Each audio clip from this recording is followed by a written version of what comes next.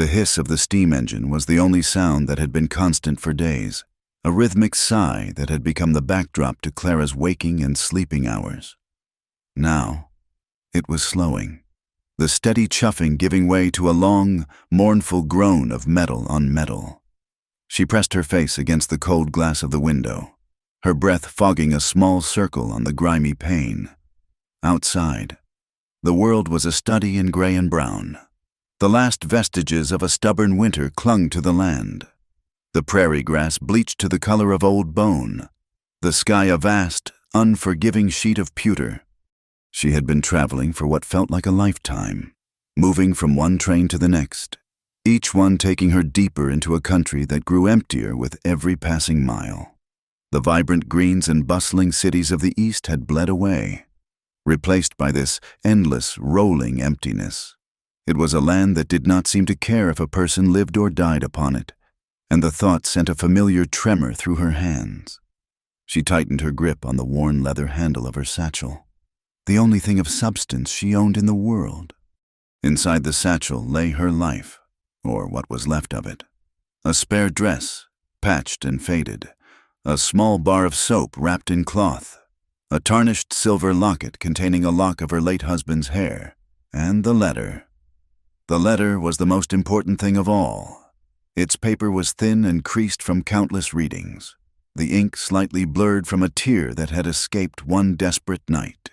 It was a simple, direct thing, a business proposition written in a stark, masculine hand. It promised a train ticket, a roof over her head, and the security of a husband's name in exchange for the duties of a wife, food, shelter, and protection. For a woman with nothing, it was everything. The train jolted to a final, shuddering stop. A voice called out the name of the town, Red Creek, a name that sounded as harsh and uninviting as the landscape itself. Clara took a deep, shaky breath, the air in the carriage stale with the smell of coal smoke and unwashed bodies. This was it, the end of the line, the beginning of a life she had not chosen but had been forced to accept. She joined the handful of other passengers shuffling toward the door, her movement stiff from the long journey. Stepping down from the carriage was like stepping into a different world.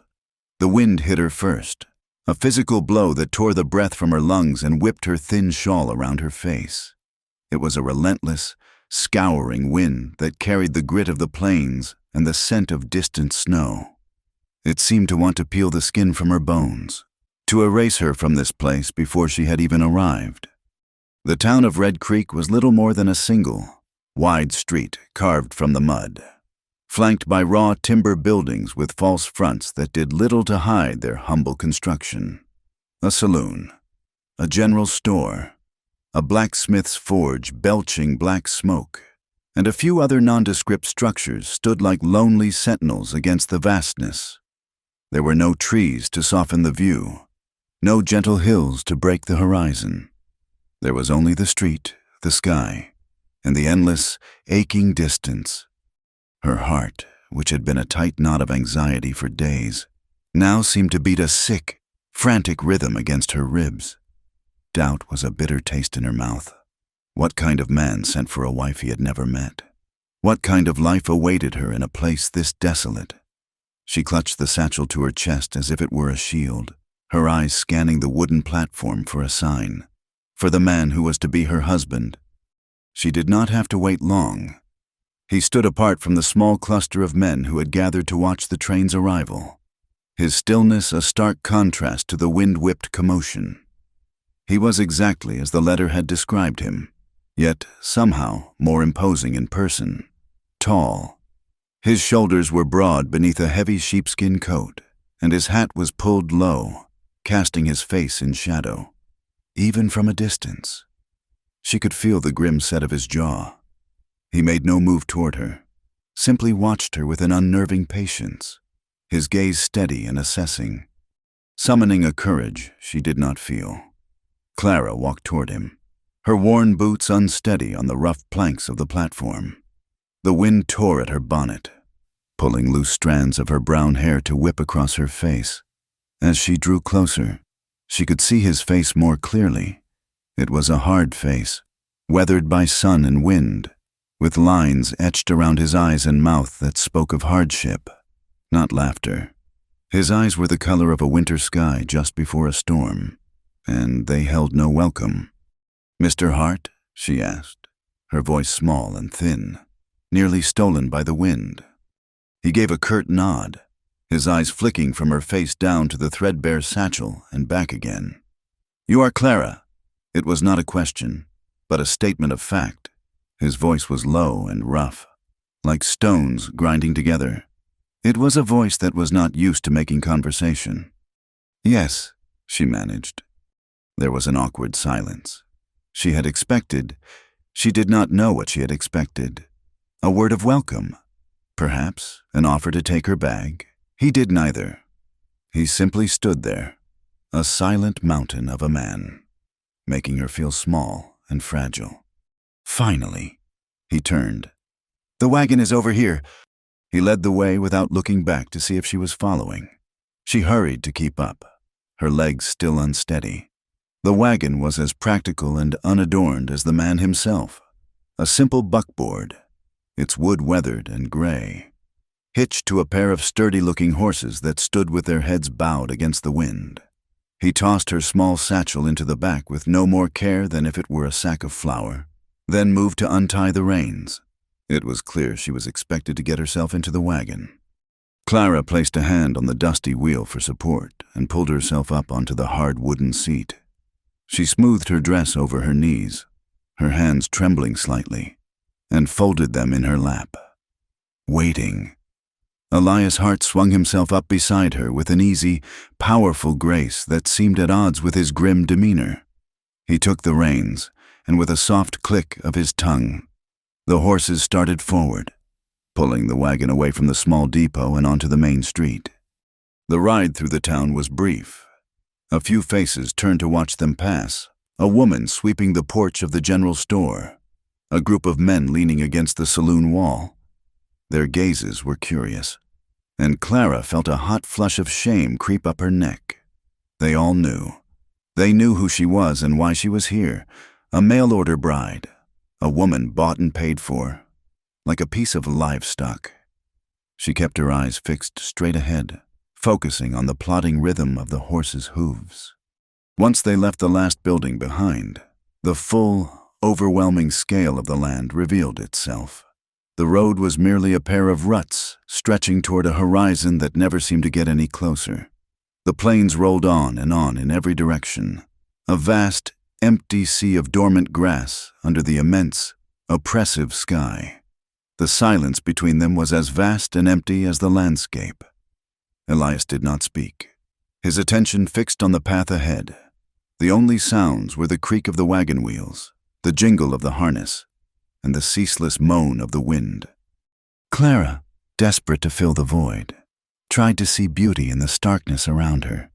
There was a certain raw majesty to it, she supposed, the way the light caught the ice on a frozen creek, making it glitter like a string of diamonds, the distant shape of a hawk circling high overhead, a lonely speck of life in the great emptiness. But for every moment of beauty, there was a reminder of the land's cruelty, a bleached animal skull lying half buried in the dirt, the skeletal remains of a long-dead cottonwood tree, its bare branches clawing at the sky. This was his home, a place of silence and solitude. She stole a glance at the man beside her. His profile was stark, his jaw tight. What had driven him to live like this? What had possessed him to send for a stranger to share it with him? The letter had offered no details, no words of comfort or expectation, only terms. She was to be his wife, to keep his house. In return, he would provide for her. It was a contract, plain and simple, yet sitting beside him in this crushing silence, she felt the terrifying weight of what that contract truly meant. She had sold the rest of her life for a roof over her head. As the afternoon light began to fade, casting long, distorted shadows across the plains, a new sound joined the wind's lament. It was a high, quavering howl that rose and fell in the distance, a sound that spoke of hunger and wildness. Clara stiffened, her hands clenching into fists in her lap. Wolves. Elias gave no sign that he had heard it, his posture unchanging. "Wolves?" she whispered, the word catching in her throat. He grunted, a sound that might have been affirmation. He did not look at her. He did not offer any words of reassurance. The howls came again, closer this time, and a primal fear, cold and sharp, pierced through the dull ache of her anxiety. She was miles from anywhere, in the company of a silent stranger, surrounded by a wilderness that was very much alive and very much indifferent to her survival. It was almost dark when they finally arrived. The ranch was not a ranch in the way she had imagined. There was no sprawling homestead, no collection of outbuildings bustling with activity. There was just a small, sturdy-looking house built of sod and timber, a single barn, and a series of corrals, all huddled together as if for protection against the endless expanse. It looked profoundly lonely. Elias brought the wagon to a stop near the house. "We are here," he said, the unnecessary words sounding loud in the evening quiet. He got down and began unhitching the horses, his movements efficient and practiced. Clara waited a moment, then carefully climbed down herself, her body aching with a deep, weary cold. She pulled her satchel from the back of the wagon and followed him as he led the horses toward the barn. The air was sharp and frigid now, and she could see her breath misting in front of her. When he was done with the horses, he led her to the house. He pushed the heavy wooden door open and stepped aside to let her enter. The interior was dark, and he moved past her to light a kerosene lamp on a small table. The golden light flared, pushing back the shadows and revealing a single large room. It was impeccably clean. The wide plank floors were swept.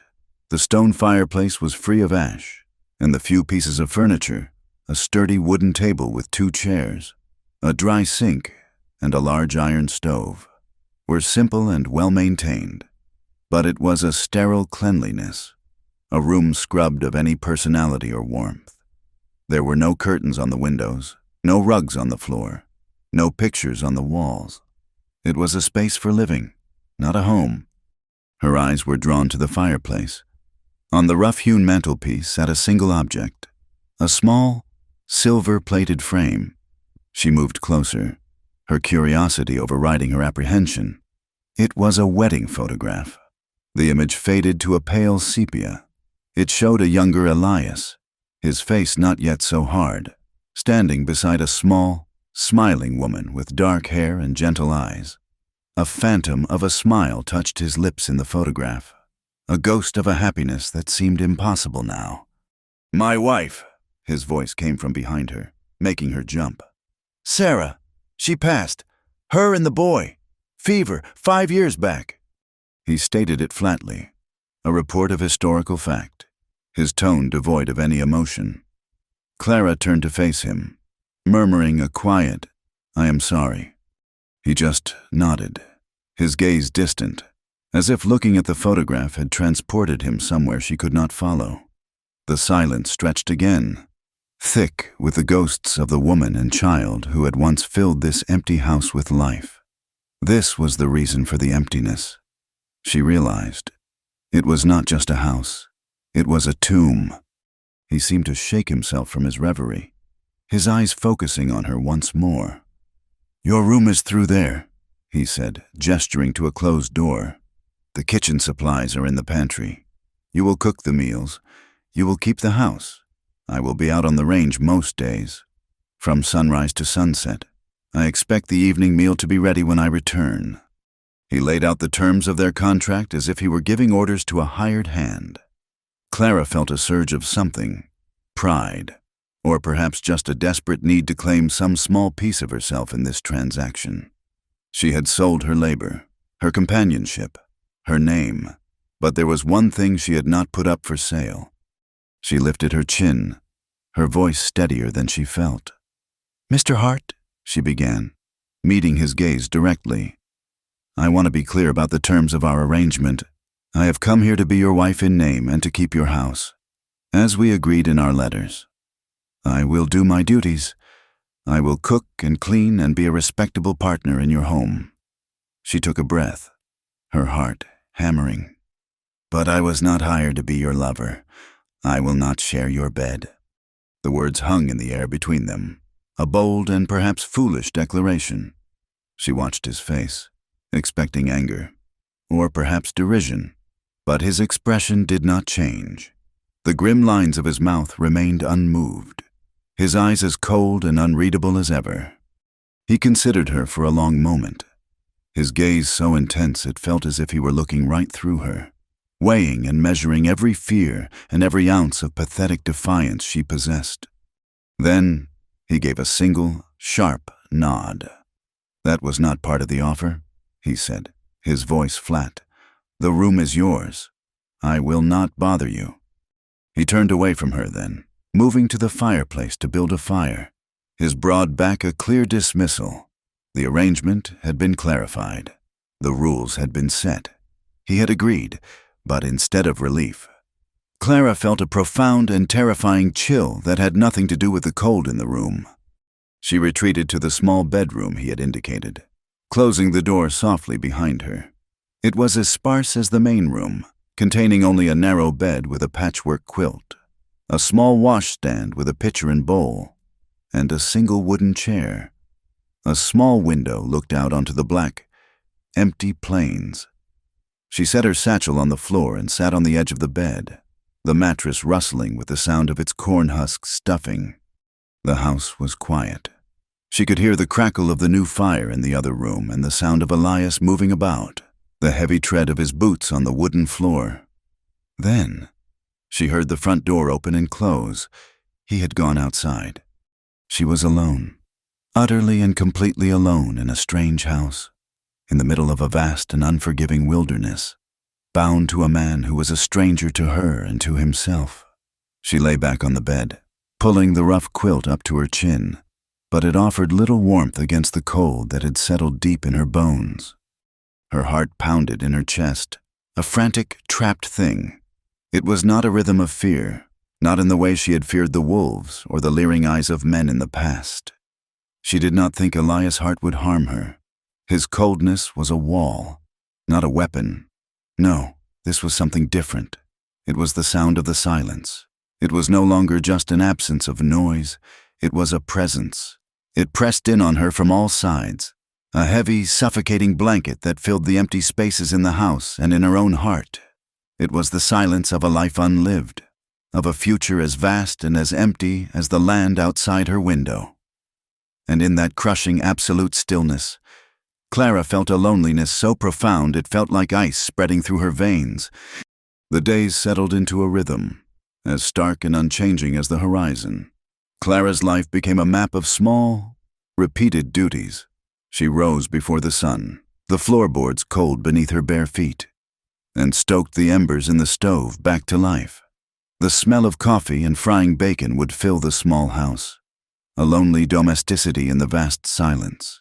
She cooked, she cleaned, she mended.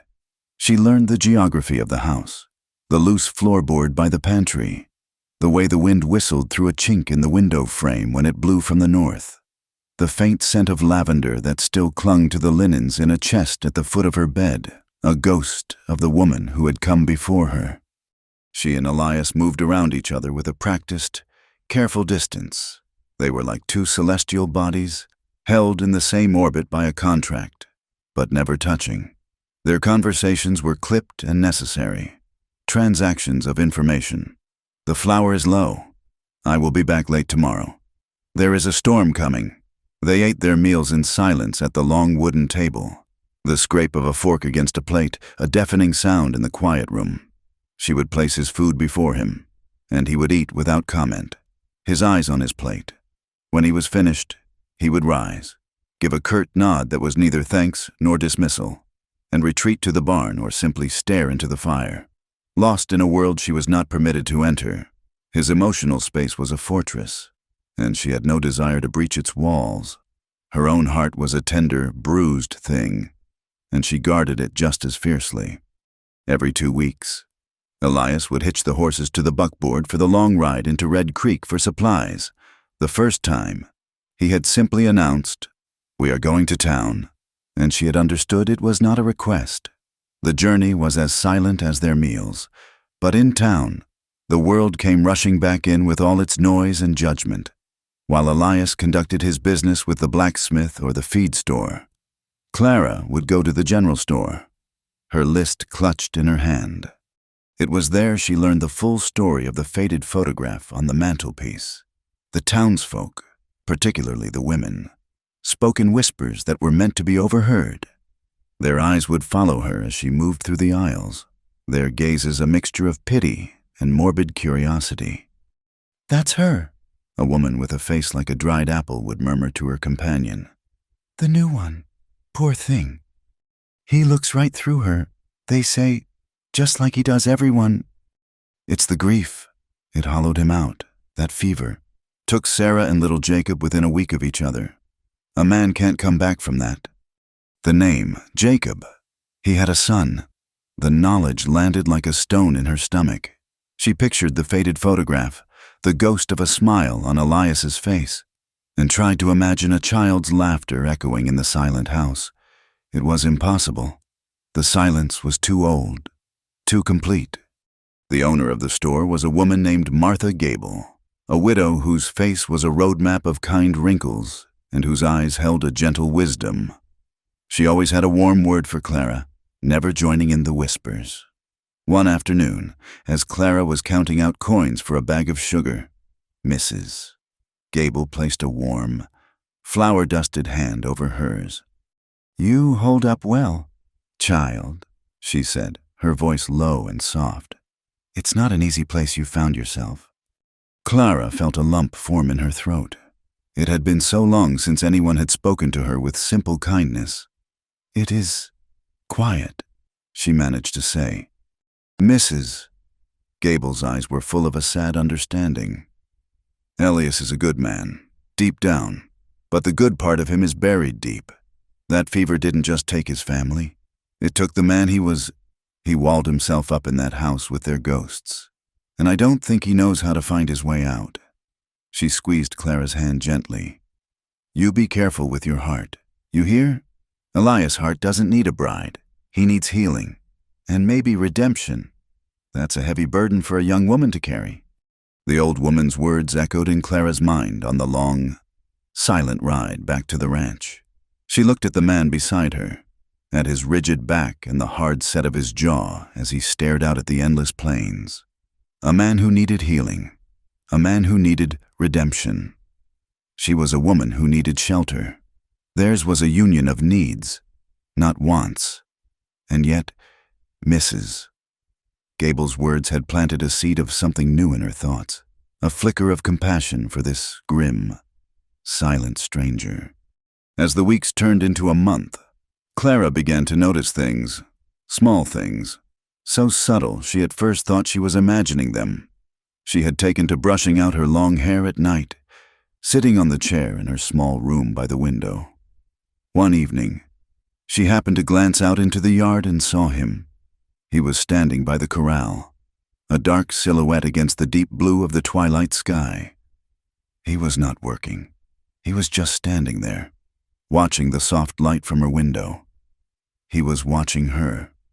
The moment she saw him, he turned and walked into the barn, but she could not shake the feeling that he had been there for some time.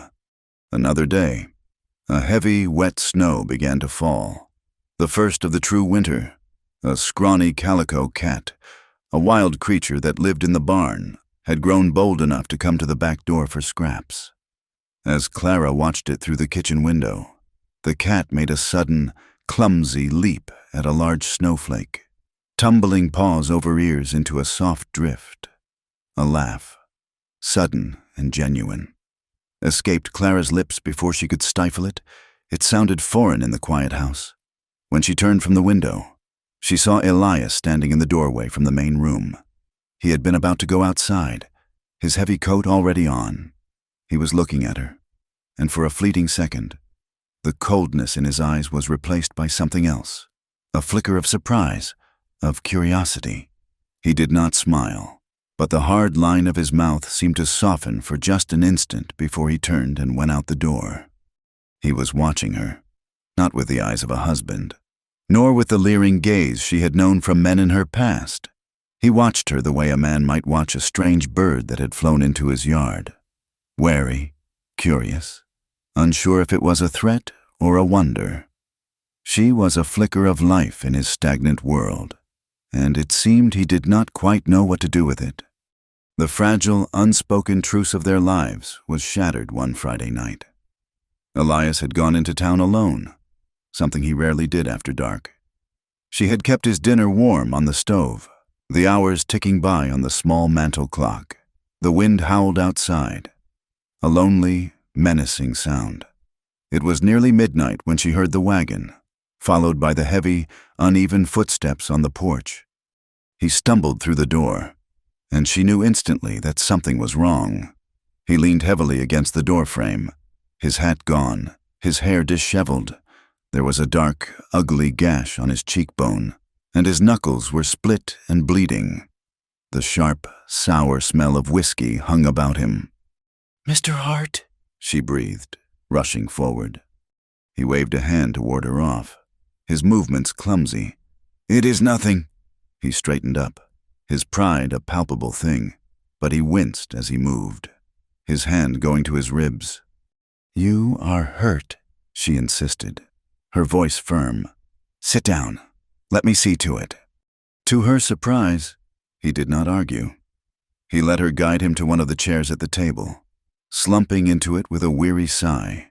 The lamplight cast harsh shadows on his face, making the cut look deeper than it was. His lip was swollen, and a bruise was already beginning to form along his jaw.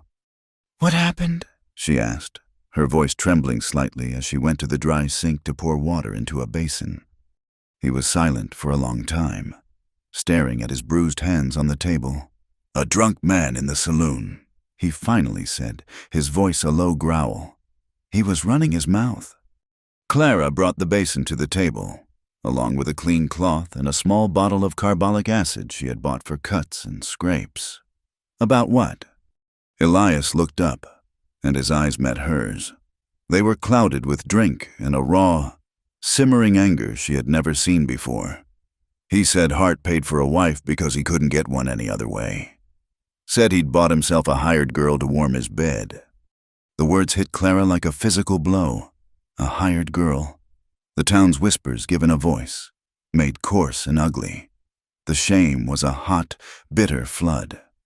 She looked down at the basin, her hands shaking so much the water sloshed over the rim. So this was her reputation. This was who she was in this town. Elias's gaze did not leave her face. "I told him he was wrong," he said, his voice quiet and rough. Clara knew what that meant. This grim, silent man had fought for her. He had taken a beating to defend the name he had given her, to defend an honor she barely felt she possessed. She dipped the cloth in the warm water and wrung it out, her movements automatic. She had to do something, had to focus on the task at hand, or she would fall apart.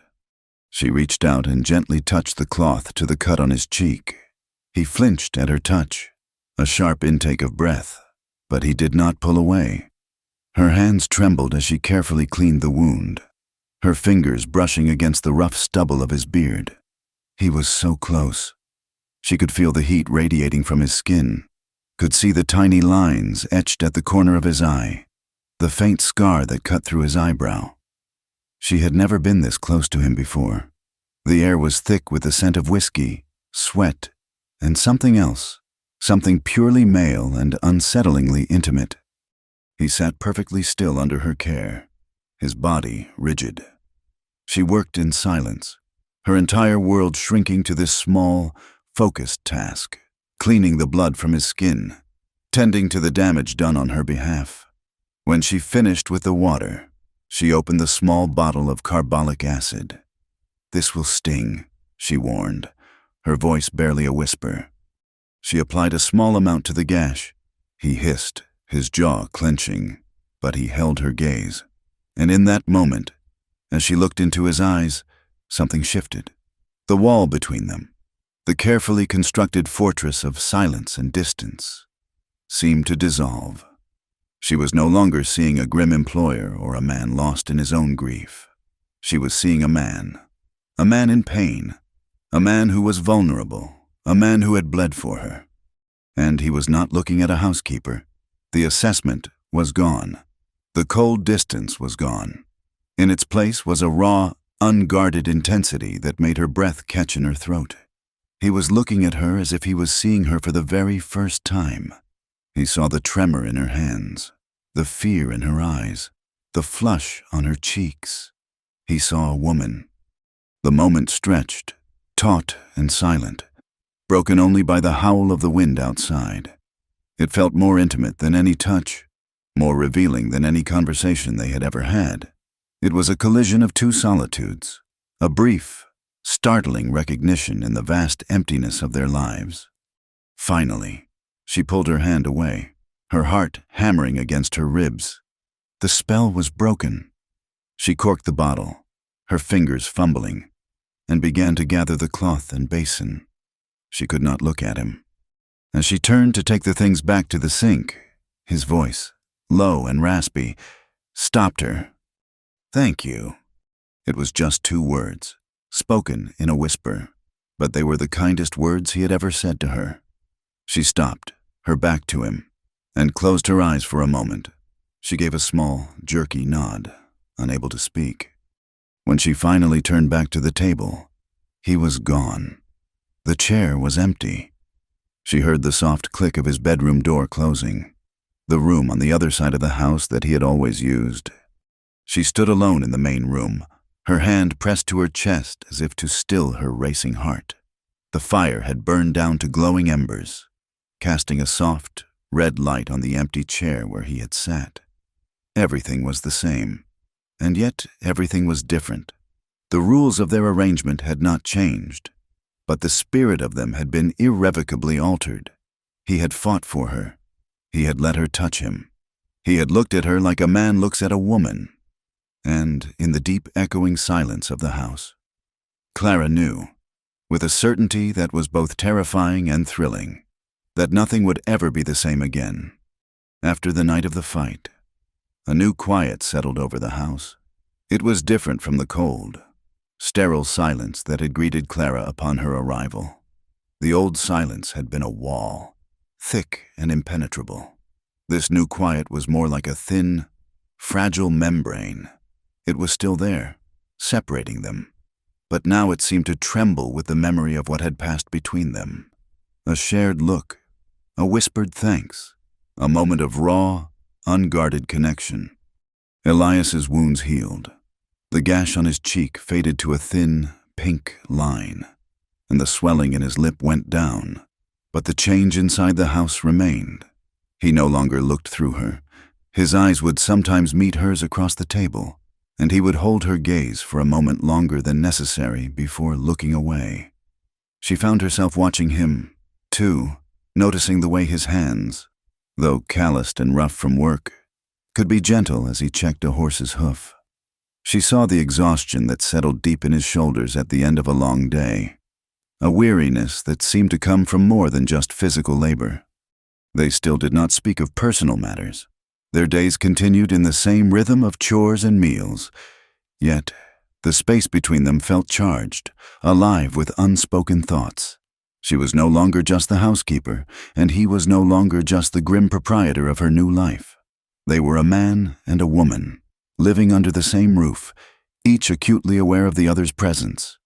The letter arrived on a Tuesday, carried by a traveling mail rider who passed through the territory once a month.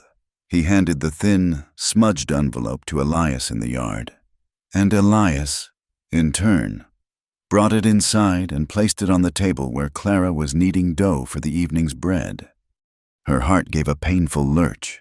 Mail was a rarity, an intrusion from a world she had tried to leave behind. She wiped her floury hands on her apron and picked it up. The handwriting was a slanted, impatient scrawl that she knew as well as her own.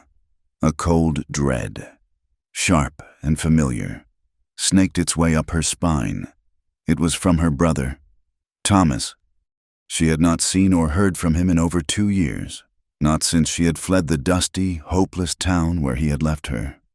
Thomas was a ghost from a life she prayed every day to forget. A life of cheap boarding houses, the stale smell of beer, and the forced, weary smiles of a saloon singer. Her hands trembled as she broke the seal. The letter was short, its words as blunt and ugly as the man who had written them. He had heard she had landed on her feet, married a rancher with land.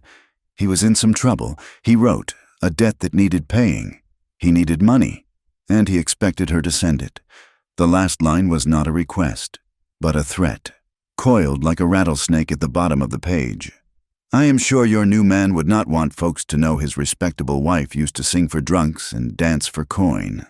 Some might get the wrong idea about a woman like that.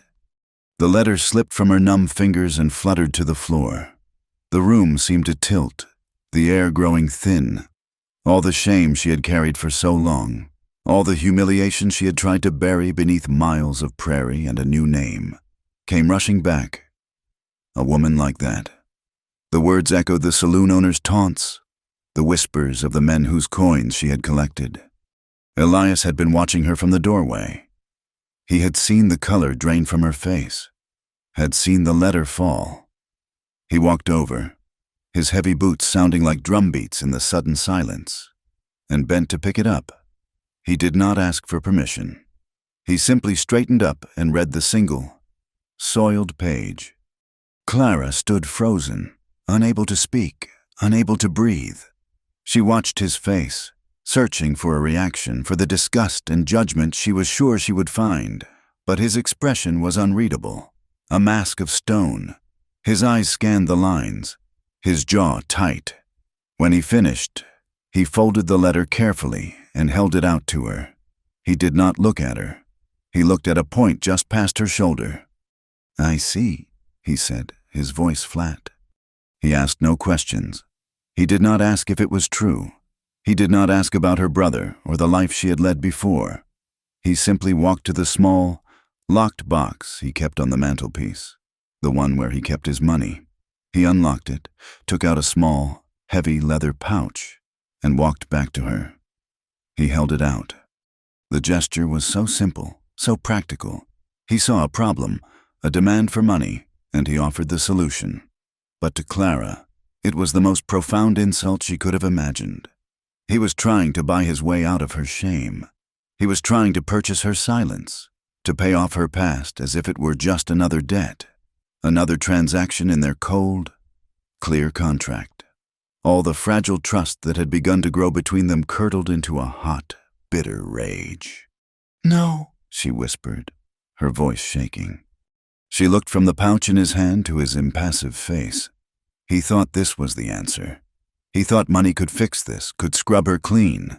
He thought she, and her sordid history, could be bought.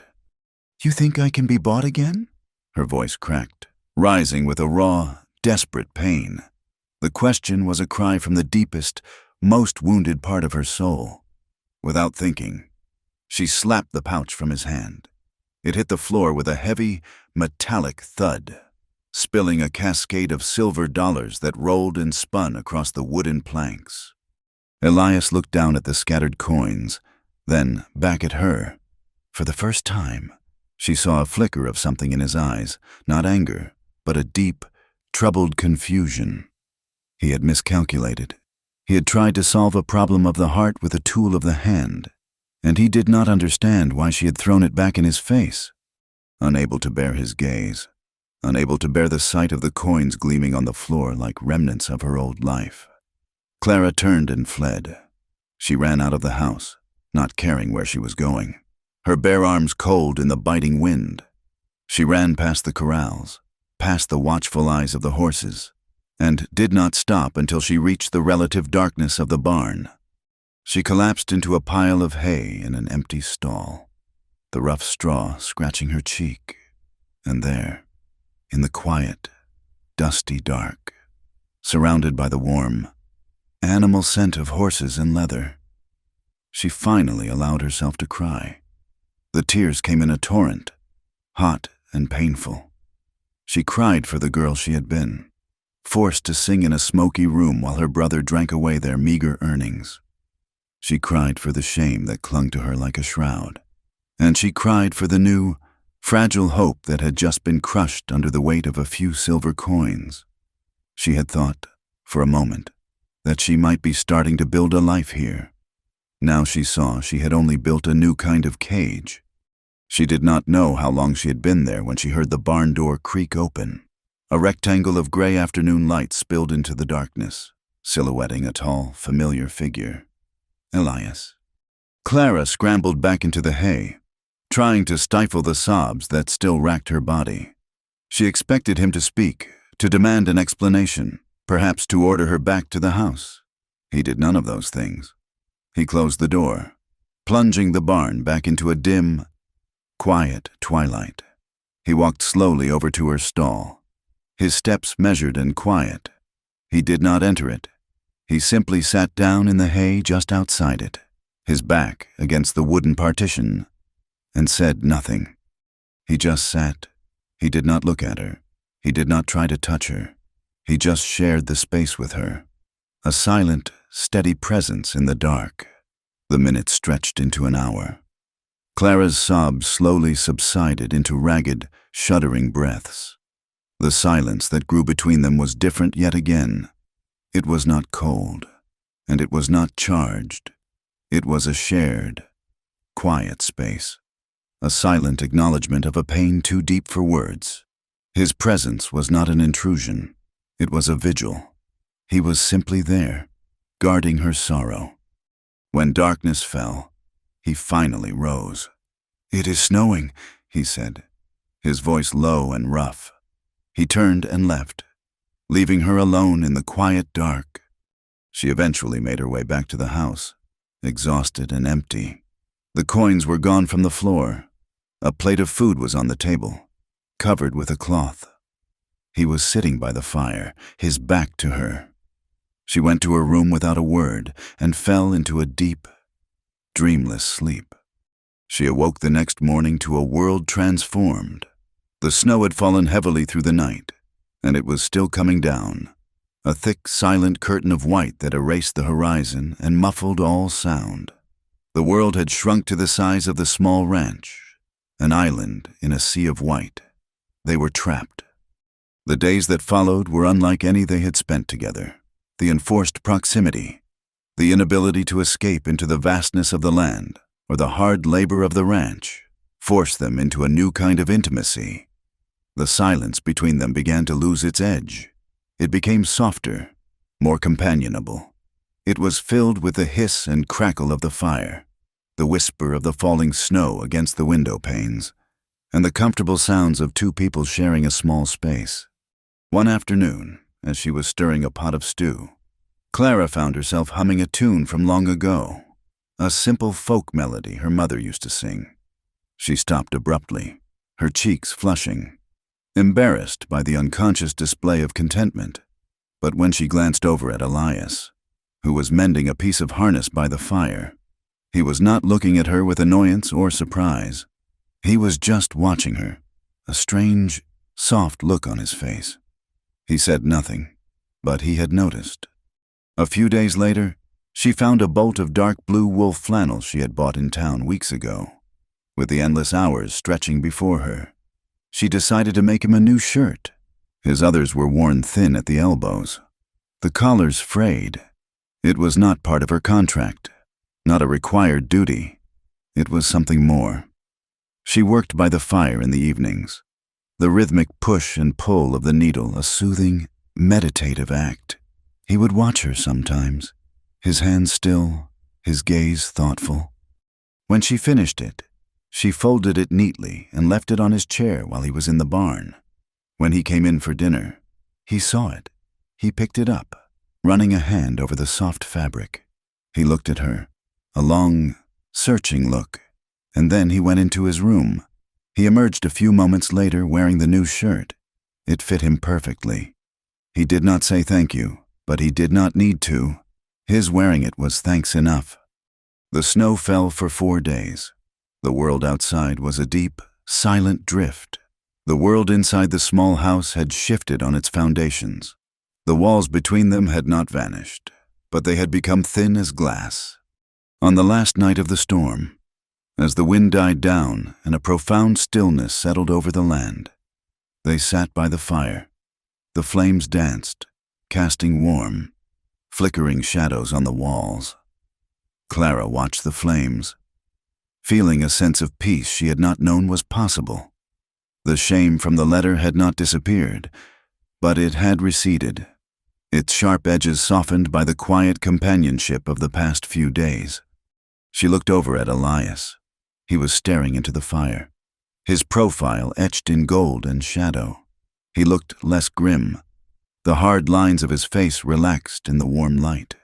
He was just a man, a lonely, grieving man who had offered her the only kind of help he knew how to give. The words came to her lips before she had even thought them through. A quiet truth spoken into the warm silence. "You do not scare me anymore," she whispered. He turned his head slowly to look at her. His eyes, the color of a winter sky, seemed to hold the warm light of the fire. He held her gaze for a long moment, the air crackling between them. Then, the corner of his mouth tilted in something that was almost, but not quite, a smile. "You never scared me," he replied, his voice a low rumble, and in that simple, quiet admission, Clara felt the last of the ice around her heart finally begin to melt. The great snow of the storm was the last gasp of a long, hard winter. In the weeks that followed, a slow, profound change began to work its way across the land. It started as a whisper, a subtle shift in the quality of the light, a softening of the air. Then came the sound of dripping water, a steady, rhythmic melt from the eaves of the house and the branches of the lone cottonwood by the creek. The vast, white silence was broken by the gurgle of newly freed streams and the distant call of returning birds. The prairie, for so long a bleached and frozen expanse, began to show hints of life. Tiny, determined green shoots pushed their way through the thawing, muddy earth. Spring was not a gentle arrival. It was a raw, messy, and powerful awakening, and Clara felt it in her own soul. The thaw that was happening outside was mirrored by the one happening within the walls of the small house. The days spent snowbound had irrevocably changed the landscape of their life together. The silences between her and Elias were no longer empty voids, but spaces filled with a quiet, shared understanding. He spoke more. Not much, but enough. He would comment on the state of a fence line, or the tracks of a deer he had seen near the river. She, in turn, would tell him about a new recipe she was trying, or the antics of the calico cat. They were small, simple things, the building blocks of a life shared. He had begun to look at her with an unguarded warmth that made her heart beat a little faster, and she found herself looking for his return in the evenings, her gaze drifting to the window that faced the long road from the range. The discovery came on a day when a warm Chinook wind blew down from the mountains, making the air feel soft and full of promise. A persistent drip had started in the corner of the main room, a sign of a leak in the sod roof. Elias had gone to fetch new timber to shore up the barn, leaving her to find the source of the water. A rickety ladder in the pantry led to a small attic space, a low, dusty area under the eaves used for storage. Clara climbed into the dim, stuffy space, a lantern in her hand. The air was thick with the smell of old wood, dust, and time itself. The leak was easy to find, a dark, damp patch on the underside of the roof. But as she held the lantern aloft, its light cut through the gloom and fell upon something else. In the far corner, almost completely hidden behind a large, sea-worn trunk, was a section of the wall that was different. It was not the rough-hewn timber of the rest of the structure, but a small, neatly planed wooden door, no bigger than a cabinet. It had no handle, only a small leather pull tab. Curiosity, quiet and insistent, tugged at her. This was his space, his house. She had no right, but the days of strict boundaries and formal distance were over. They were something else now, though she had no name for what that was. Hesitantly, she set the lantern down, moved the heavy trunk aside, and pulled the leather tab. The small door swung inward with a soft creak of disuse. It was not a room, but a large, deep alcove, a space that had been deliberately sealed away. It was a pocket of the past, perfectly preserved. The lantern light fell upon a small, wooden cradle, its rockers worn smooth in the center. Tucked into the cradle, swaddled in a soft wool blanket, was a small, hand-carved bird. Its painted blue wings faded with time. A profound stillness came over Clara, a sense of trespassing on holy ground. Beside the cradle was a small wooden chest. With trembling hands, she lifted the lid. The scent of cedar and dried chamomile, faint but unmistakable, rose to meet her. Inside, everything was neat, folded with a loving precision.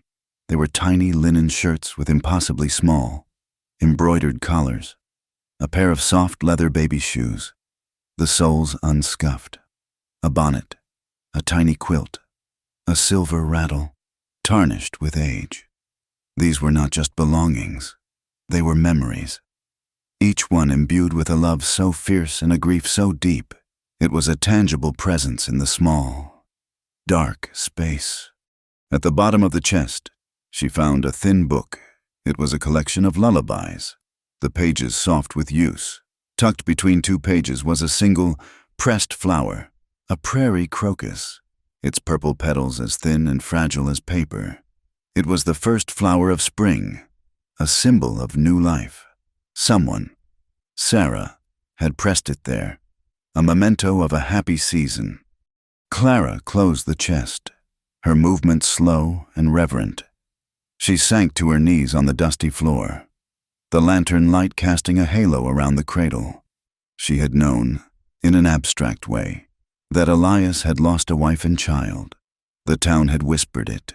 He had stated it as a cold, hard fact.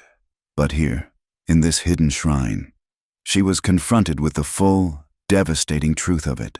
This was not an abstract loss. This was a cradle that had been rocked, lullabies that had been sung, a tiny hand that had once grasped that silver rattle. The silence Elias carried with him was not emptiness. It was a space crowded with ghosts. His hard labor, his grim solitude. It was all a wall he had built around this bottomless well of pain. And in that moment, her simple compassion for him deepened into a vast, aching empathy that brought tears to her eyes. She did not tell him about her discovery. It was a secret she now shared with his ghosts, a confidence she would keep. But the knowledge changed her. It gave her the courage to start taking down some of her own walls. The evenings by the fire became a time of quiet confession. She began to share her own past, not the shameful summary from her brother's letter, but the real, painful story. She told him of her father's death when she was just a girl, of the long, lean years that followed. She spoke of her brother, Thomas, not with anger, but with a sad, weary pity for the weakness that had led him to drink and gamble away every chance they ever had. One night, her voice barely a whisper, she told him about the saloon. "I was 16, she said, her eyes fixed on the dancing flames. "We were penniless. The owner of the Gold Nugget Saloon, he said I had a pretty voice. He offered me a job singing. Thomas took the money before I could even say no." She paused, the memory still sharp. "I had to wear a dress with red satin ribbons and smile at men who looked at me, in a way that made my skin crawl. I had to sing cheerful songs while my heart felt like a cold stone in my chest. They would throw coins, and sometimes, if a man was too drunk, he would try to touch me. I learned to be quick. I learned to make my smile a mask." She finally looked up at him. He was watching her, his face carved in shadow and light, his expression intense. There was no judgment in his eyes, only a deep, quiet attention. He had known hardship. He had known loss. He understood what it meant to do what you must to survive. A slow, painful understanding began to form between them, a bridge built of shared sorrows. They were two broken people, each carrying their own ghosts, who had found a strange, unexpected solace in each other's company. The land outside was coming back to life, and within the walls of the small house, so were they. One evening, after a particularly quiet and comfortable dinner, Clara found herself filled with a sudden, daring bravery. She looked at Elias, who was cleaning his rifle by the firelight, the task absorbing his full attention. The photograph of him and Sarah still sat on the mantelpiece, a silent, constant presence in their lives. Elias? She began, her voice small. He stopped his work, looking up at her. She took a breath. What would Sarah think of me? The question felt enormous, a risk that could shatter the fragile peace they had built. He was silent for a long time, his gaze distant. He looked at the photograph on the mantel, then back to Clara. His face was full of a sadness so profound it made her own heart ache. She was a good woman, he said, his voice rough with emotion. Kind. She did not like to see things broken. She did not like to see anyone alone. He looked directly into Clara's eyes, and his were clear and certain. She would be glad I am not alone. The simple, honest words were more powerful than any declaration of love. He was not replacing his wife. He was honoring her memory by choosing to live again. The gratitude and affection that swelled in Clara's chest was so strong it was dizzying. He stood up and walked over to her. He reached out, his calloused hand surprisingly gentle, and tucked a stray strand of hair behind her ear. His thumb brushed against her cheek, a touch that sent a shiver through her entire body. It was the first time he had touched her with anything other than accidental contact or practical care. It was a touch of deliberate, tender intimacy. She saw the longing in his eyes, a deep, human need that mirrored her own. But then, a shadow passed over his face, grief, or guilt, or perhaps fear. He dropped his hand as if he had been burned and took a step back, the wall of his past rising between them once more. He turned without a word and went to his room, closing the door behind him. Clara stood by the fire, her cheek still tingling from his touch. He had reached for her, and then he had pulled away. She understood. The ghosts were still there, but they were no longer stronger than the living. That night, when she went to her own room, she closed the door, but for the first time since she had arrived, she did not slide the wooden bolt into place. She left it unlocked. It was a silent answer, a quiet invitation. The choice was his. She lay awake for a long time, her heart a wild, hopeful drum in the quiet of the house. He did not come. She finally fell asleep, not with disappointment, but with a strange and peaceful certainty that something had been settled between them. The next morning, she awoke to the sun streaming through her small window, and there, on the weathered wooden sill, sat a small tin cup holding a cluster of flowers. They were prairie crocuses, their delicate purple heads just open to the morning light. They were wild ones, fragile, blooming. She knew where they grew, in a small, sheltered patch down by the creek. He must have woken before dawn and gone to pick them for her. She lifted the cup, burying her face in the blossoms. They smelled of damp earth and new beginnings. It was his answer, a silent, beautiful promise, gathered from the awakening land. The crocuses on the windowsill were the beginning. After that, the world seemed to fill with small, quiet miracles. The hard ground softened, giving way to a carpet of new green grass that smelled sweet and clean after a rain. Elias began to smile, not often, and not with his whole face, but small, private smiles that were meant only for her. They would appear when she laughed at the calico cat, or when she emerged from the house with a basket of fresh bread, the scent wafting on the breeze. Their life together found a new, gentle rhythm. They were no longer two solitary figures orbiting each other, but a single unit moving in concert with the seasons and the demands of the land. He would show her how to spot a hawk's nest in the high branches of the cottonwood, and she would teach him the words to a song her mother used to sing. Sometimes, when they worked side by side hanging laundry on the line, their hands would brush, and a current of warmth would pass between them, followed by a shared, shy look. The unlocked door of her bedroom remained a silent testament to the trust that had grown between them, a question waiting for an answer. But they were in no hurry. The slow, sweet unfolding of their affection was a fragile thing, and they seemed to instinctively know that it needed time and quiet to grow strong. It was this newfound peace that made the arrival of trouble so jarring, like a pane of glass shattered by a stone. Trouble had a name, and that name was Thomas. They had ridden into Red Creek for supplies on a bright, cloudless morning. The town was bustling with the energy of spring. The main street a river of mud churned by wagon wheels and horse hooves. Clara felt a sense of ease she had never felt there before. She was no longer the nervous, wary, mail-order bride, but Mrs. Hart, a rancher's wife. She exchanged a nod with Mrs. Gable from the general store, and even received a tight-lipped but not unfriendly greeting from the blacksmith. She belonged. Then she heard it, a coarse, familiar laugh spilling from the swinging doors of the saloon. It was a sound that scraped along her nerves, a sound from a life she had thought was buried and gone. Her blood ran cold. She stopped in the middle of the boardwalk, her hand flying to her throat. Elias, who had been a few steps ahead, turned back at her sudden stillness. He followed her terrified gaze to the saloon. "Clara, what is it?"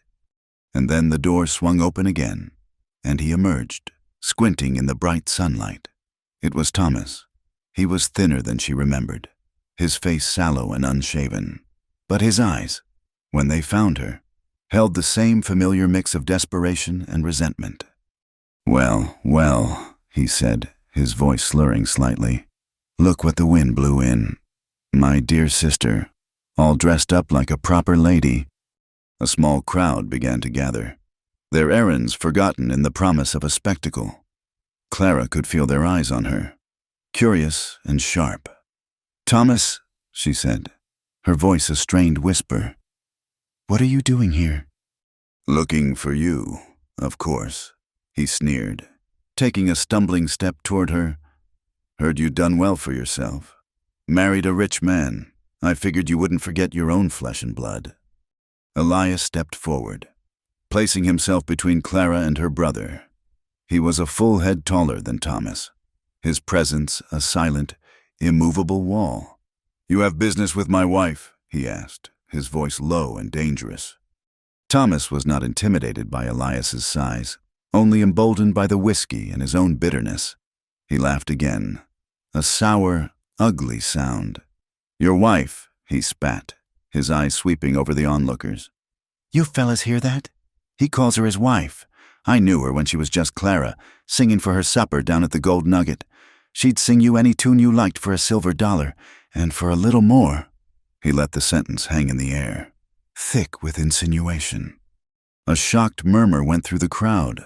Clara felt as if the boardwalk had dropped out from under her. The stares of the townspeople were no longer just curious. They were hard with judgment. She saw Mrs. Gable's face fall, her expression turning from friendliness to pity and then to a sad, resigned disapproval.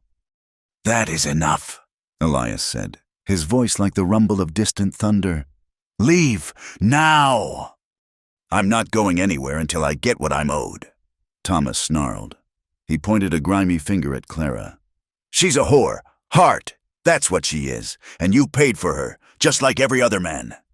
The word, spoken aloud in the clear light of day, hung in the air like a poison. It was the confirmation of every ugly whisper, every sidelong glance Clara had ever endured in this town. She saw women pulling their children closer, their face masks of pious disgust.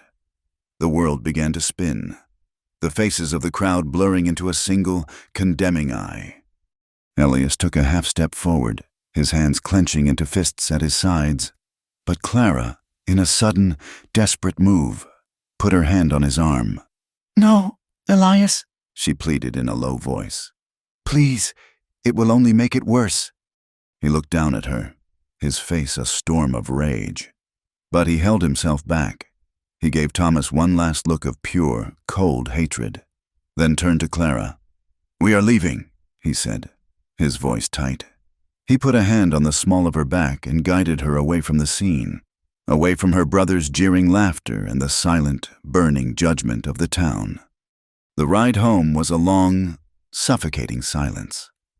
Clara stared straight ahead, her hands clenched in her lap, her face a pale, frozen mask. The shame was so immense it felt like a physical weight, crushing the air from her lungs. She had brought this filth to Elias's door. She had tainted his name, his home. The whispers followed them.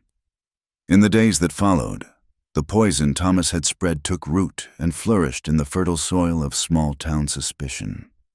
When Clara went into town for thread, the women in the general store fell silent when she entered, their conversations resuming in hushed tones the moment she passed. Mrs. Pringle, a stern-faced woman who led the church choir, refused to sell her a length of blue calico. "We run a decent establishment," she'd said, not meeting Clara's eyes. "For decent folk." Someone had even spat on the ground near her feet as she'd walked to the wagon. She was no longer Mrs. Hart. She was that kind of woman. The final, inevitable confrontation happened a week later. They needed flour, and they could not put off the trip to town any longer. As they rode down the main street, she saw him. He was leaning against a post outside the saloon, a bottle in his hand, his eyes burning with a hateful glee when he saw her. She had endured the whispers, the glares, the shunning, but the sight of him, the source of it all, so smug and unrepentant, broke something inside her. The fear and shame she had been carrying curdled into a hard, cold knot of anger. She had run from him, from her past, for years. She would not run anymore. Before Elias could stop her, she slid down from the wagon and marched across the muddy street to where her brother stood. "Thomas," she said, her voice clear and steady, cutting through the afternoon quiet. He grinned, a cruel twist of his lips. "Come to your senses. Have you, sister, ready to pay your family what you owe?" "You are owed nothing," she said, her voice shaking with a rage she had not known she possessed. "You have taken everything from me my entire life. My childhood, my safety, my name. I have nothing left for you to take. I want you to leave this town. I want you to leave us be." His grin vanished, replaced by a dark, ugly scowl. "You have no right to tell me what to do. You, with your fancy dress and your silent, grim-faced husband. You think you're better than me? You are nothing but what I made you." He took a step toward her, his face contorted with drunken fury. "You are nothing," he repeated, his voice rising to a shout, and then he struck her. The crack of his hand against her cheek was a sound like a gunshot in the afternoon quiet. Clara stumbled back, the side of her face stinging, her eyes wide with shock. The world seemed to slow down, the faces of the onlookers frozen in surprise. Then the world exploded. Elias was not there, and then he moved with a speed and ferocity that was terrifying. He did not say a word. He simply hit Thomas. It was not a punch, it was a blow, delivered with all the weight and power of his body. Thomas crumpled to the ground. Elias did not stop. He hauled him to his feet and hit him again. And again. It was not a fight. It was a destruction. He was silent, methodical, his face a mask of terrible, cold rage, bringing a brutal, focused justice down upon the man who had hurt his wife. Men shouted. Women screamed. Finally, the young town sheriff, a man named Brody, managed to pull Elias off the bloody, unconscious form of Thomas. Elias did not struggle.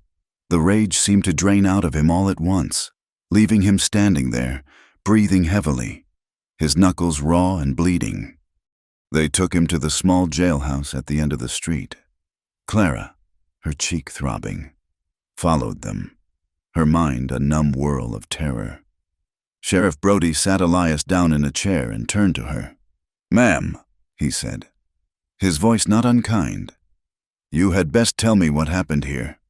Through trembling lips, Clara told him everything.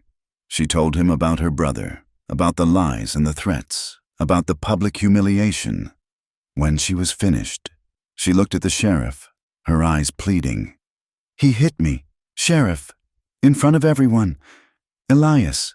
Elias was only defending me. She looked over at Elias, who sat staring at his own bloody hands, his face grim and distant. Her voice broke, the words torn from the deepest part of her. He was defending my honor, the only one who ever has. Sheriff Brody listened patiently, his young face serious. He looked at Elias, then at the reports of Thomas's drunken behavior that had been piling up for a week.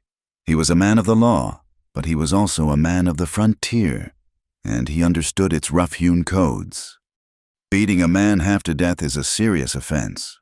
Hart, he said. But given the circumstances, and given that Thomas Clark is a menace, I'd be happy to see the back of. I'm willing to let this go with a stern warning and a hefty fine for disturbing the peace. But you are to have no more contact with him. Understood? Elias gave a curt nod, never looking up. They walked out of the jailhouse into the late afternoon sun. The entire town, it seemed, was there to watch. Their faces were no longer just judgmental. They were fearful. They saw Elias not as a grieving man, but as a violent one. And they saw Clara as the cause of it all, the whore who had brought trouble to their town and turned a quiet man into a brute. The silence on the ride home was heavier than any that had come before it. It was a silence of wreckage and consequences. When they finally reached the ranch, Elias tended to the horses, his movements stiff and weary. Clara went inside and sank into a chair at the table, the silence of the house pressing in on her. When he came inside, he did not light the lamp. He stood in the twilight shadows by the door. "You should pack your things," he said, his voice flat and devoid of emotion. Clara's head snapped up. "What?" "He will not stay away," Elias continued, his voice heavy. "In this town, they will never look at you any other way now. I have a horse. You can be in the next county by morning. You can start over, where no one knows you, where no one knows me." He finally looked at her, his eyes full of a terrible, bleak sadness. "I will understand if you want to leave. I would not blame you." He was offering her an escape. He was setting her free from the contract, from the shame, from the violence he had committed in her name. He was willing to be alone again, to let her go for her own good. And in that moment, all the fear, all the shame, all the gratitude and affection she had been holding back broke loose. She stood up, crossed the room in 3 quick strides, and did the only thing she could. She threw her arms around his neck, pulled his face down to hers, and kissed him. It was not a gentle kiss. It was a kiss of desperation and longing, a kiss that tasted of dust and tears and of fierce, undeniable love. It was not the kiss of a contractual bride, but of a woman claiming her man. He was stiff with surprise for only a second, and then his arms came around her, pulling her tight against him as if he would never let her go. And he kissed her back with all the pent-up loneliness and hunger of his silent years. When they finally broke apart, they were both breathing raggedly. She looked up into his face, into the eyes that were no longer cold, but blazing with a fire that mirrored her own. "I am not leaving," she whispered, her voice thick with emotion. "This is my home." That night, he did not go to his room. He came to hers, and when he stood hesitating in the unlocked doorway, she held out her hand to him. There were no more words, no more rules, no more ghosts between them. They lay together as man and wife, their bodies learning a new language of touch and tenderness. Later, in the quiet darkness, with her head resting on his shoulder and his arm holding her close, she whispered the truth that had taken root in her heart and finally broken into bloom. "I wasn't hired to love you," she said, her voice soft against his skin. "But I do." The days that followed were a quiet revelation. The love that had been a fragile seedling, hidden from the harsh elements, now grew bold in the sunlight. In the mornings, Elias would touch her cheek before he left for the range, a silent promise of his return. In the evenings, they would sit by the fire, not always talking, but existing in a comfortable silence that was more intimate than any conversation. The ghosts that had haunted the small house seemed to have receded, replaced by the quiet sounds of a life being built, the murmur of their voices, the soft rustle of a page being turned, the steady beat of two hearts that had finally found their rhythm. Clara had never known such peace. She had a home.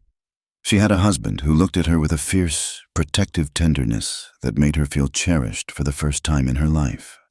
She was loved. This peace made the horror of its shattering all the more absolute. They were woken in the dead of night not by a sound, but by a light, a hungry, violent, flickering orange that danced against their window pane. Elias was out of bed in an instant, pulling on his trousers, his face a grim mask in the demonic glow. "Stay here," he commanded, his voice a low growl as he grabbed his rifle from its rack by the door. But Clara could not stay. She followed him to the porch, and the scene that met them was one of hellish destruction. The barn, the beautiful, sturdy barn they had filled with hay and hope, was completely engulfed in flames. Fire roared into the night sky, a great crackling beast devouring timber and memory, sending a shower of glowing embers onto the damp spring ground.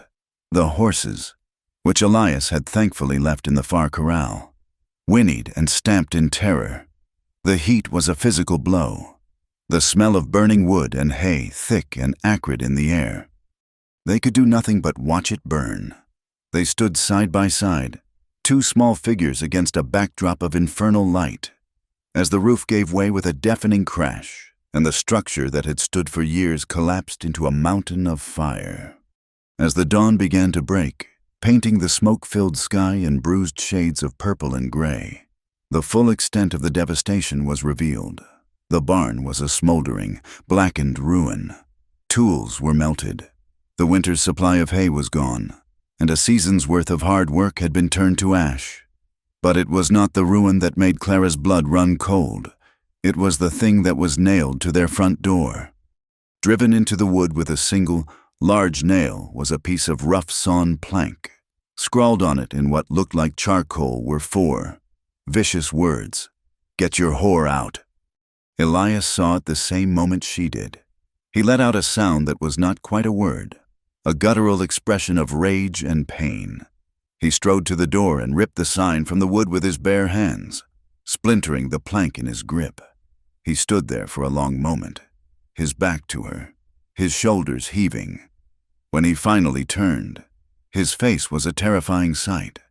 The quiet, tender man she had come to love was gone, replaced by the hard, grim stranger she had first met. His eyes filled with a bleakness so profound it frightened her. "This is my fault," he said, his voice hoarse. "I brought this on you. I should have never let it get this far." "Elias, no," she began, but he cut her off.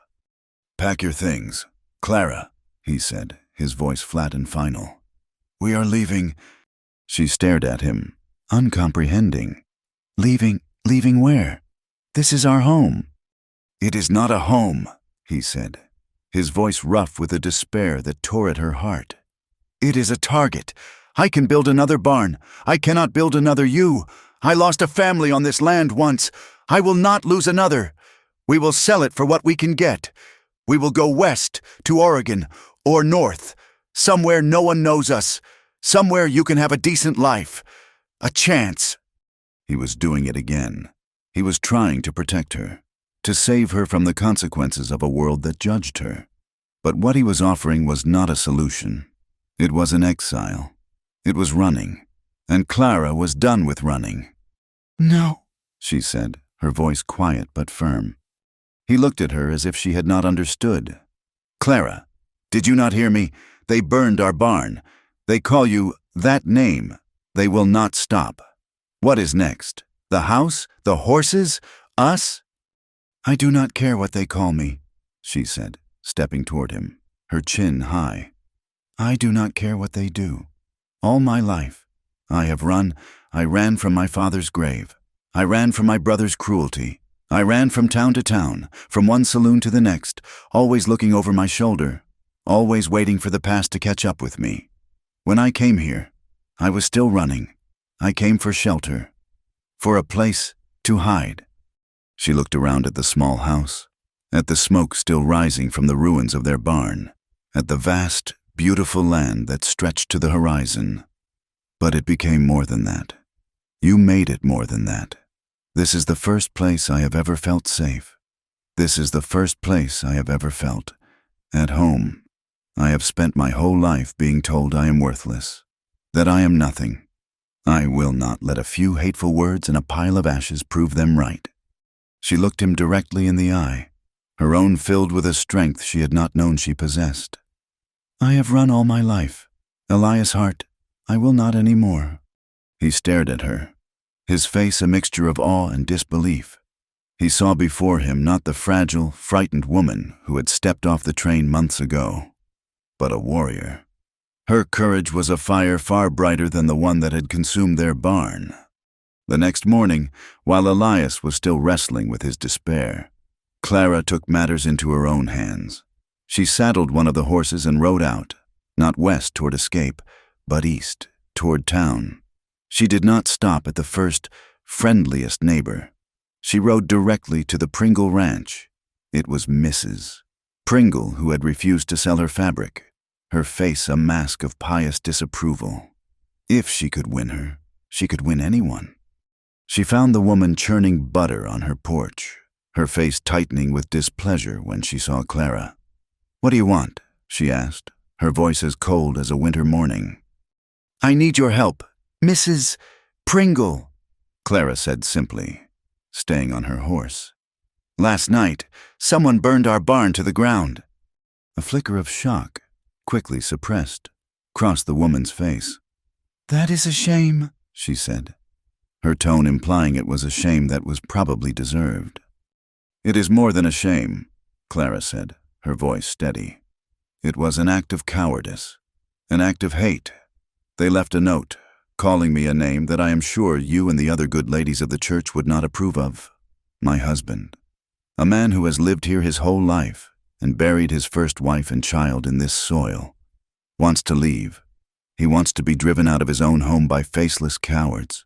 She paused, letting her words sink in. "I told him no. I told him this is our home, and we will not be run off by hate. A community is supposed to stand together against such things. Or is it only a community for those you deem worthy?" "Mrs." Pringle stopped her churning, her hands still. She looked at Clara, truly looked at her.